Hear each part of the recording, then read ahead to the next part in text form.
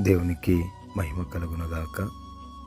ఈ దినం దేవుని వాక్యం, మీకు అసాధ్యమైనది ఏది ఉండదని నిశ్చయముగా మీతో చెప్పుచున్నానని వారితో అనేను.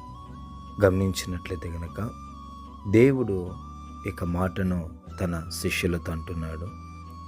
ఎందుకు ఆయన ఈ మాట అంటున్నాడనంటే, ఎవరైతే ఆవగింజంత విశ్వాసం కలిగి దేవుని నామంలో ప్రార్థిస్తారో, ఆవగింజంత విశ్వాసంతో కార్యాన్ని చేయాలని ఎవరైతే ఆశపడతారో, నిశ్చయముగా వారికంట అసాధ్యమైన కార్యం అంటూ ఏమీ లేదు.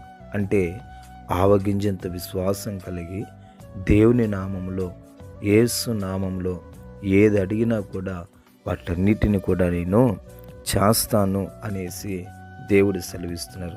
అలా ఎవరైతే ఆవగింజంత విశ్వాసం కలిగి యేసు నామంలో అడుగుతారో వారికి అసాధ్యమైన కార్యం అంటూ కూడా ఏది కూడా ఉండదంట. ఏ కార్యమైన వారు ఖచ్చితంగా చేయగలుగుతారు. ఎందుకనంటే ఆవగింజంత విశ్వాసం కలిగి యేసు నామంలో వారు ప్రార్థించినప్పుడు వారికి అసాధ్యమైన కార్యం అంటూ ఏది ఉండదనేసి దేవుడు స్పష్టంగాను రూఢిగాను తెలియపరుస్తున్నాడు.